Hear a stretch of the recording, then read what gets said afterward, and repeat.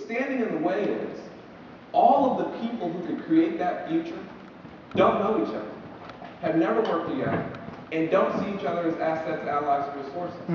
They have no way to communicate with each other. They have no way to talk to each other.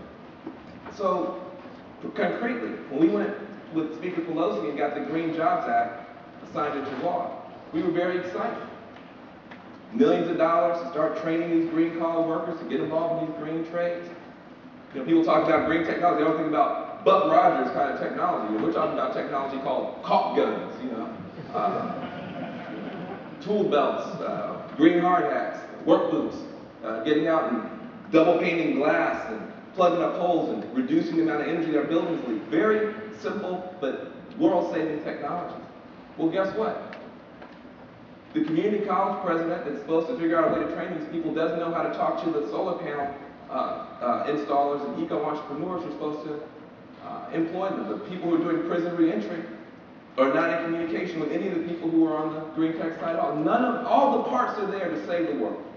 All the parts are there to resurrect the economy. All the parts are in place, but there is no platform linking them. You are the ultimate solvers of problems like this. In your mind, most of you are already clicking through 15 different ways to solve that problem. Well, you are, at this point, a small and critical minority in a country that loves technology, but most of us don't know how to do much of it on our BlackBerries except to, do the text message thing. All that other stuff is just strange. You have to help us. We need your help and your support. My big fear about what is happening with this technological revolution is that we're getting very, very, very good at getting a lot of data, clarifying with greater precision, greater accuracy, sharper imagery, the iceberg we're about to hit. Well, thank you very much. But the next step, and this is what this conference is all about, is how do we aggregate the wisdom that we have, not the data, not just the data, but the wisdom that we have, to create more social capital, social networks, and links so that people who are going to have to boots on the ground in a real way, reboot, re-energize this country, can find each other and help each other. That's what we need from you. And it's my great hope that if we have combined this breakthrough in clean energy technology, both the stuff that the PhDs are doing and the stuff that the PhDs are doing, the skilled laborers, if we can combine that breakthrough in the clean energy domain with a real breakthrough in the information networking domain, we can get to a breakthrough in American politics. That will be the path for a Green New Deal, where the government is no longer on the side of the problem makers in this economy. Right now, our government stands with the problem makers in the economy. The warmongers, the polluters, the incarcerated. They get all the money. They get all the big bucks. They have all the support. The problem solvers, our wind industry, our solar industry, the community colleges, the people at the grassroots level, holding together the nation from the bottom, holding on to the hope. They get nothing. They have to scratch every year just to one extension on tax credit, our solar industry. It is a shame.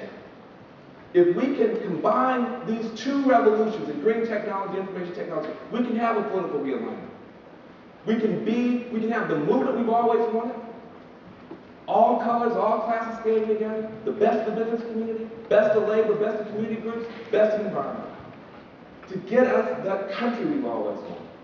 It is past time for people across party lines to go back and look at what we're telling our kids to do in kindergarten and first grade. They put their little hands on their hearts and they talk about America the Beautiful. I didn't see a whole lot of oil rigs in the Sea to Shining Sea line that they sing when I go to see my son at school. They talk about America the Beautiful. Well, it's time for us to defend America's beauty again. They talk about liberty and justice for all. They talk about one nation, indivisible. And they believe that stuff.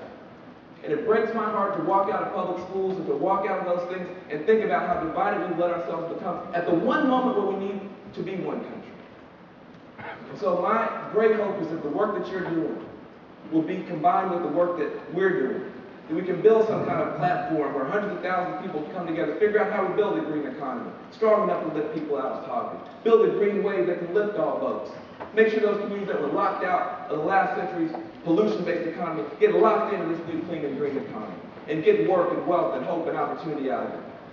That's what my hope is. And as we move forward together, I want to say to you, we cannot drill and burn our way out of these problems, but we can invent and invest our way out. And if you stand with us, if we stand together, as we move into this new century, we will finally live up to the promise of this country, connect the people who most need work with the work that most needs to be done. Thank you very much.